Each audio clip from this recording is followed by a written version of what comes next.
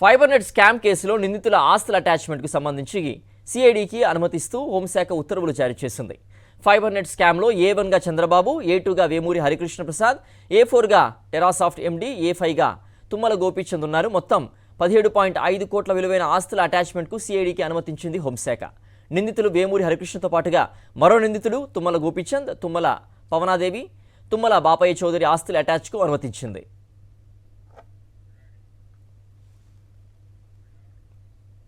Fibernet scam కేసులో నిందితుల ఆస్తుల అటాచ్మెంట్కు సంబంధించి సిఐడికి అనుమతిస్తూ హోంశాఖ ఉత్తర్వులు జారీ చేసింది.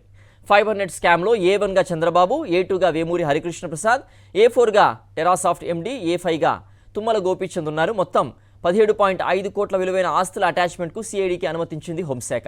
నిందితులు వేమూరి హరికృష్ణతో పాటుగా మరో నిందితుడు తుమ్మల గోపీచంద్, తుమ్మల పవనాదేవి, తుమ్మల బాపయ్య చౌదరి ఆస్తుల అటాచ్కు అనుమతించింది.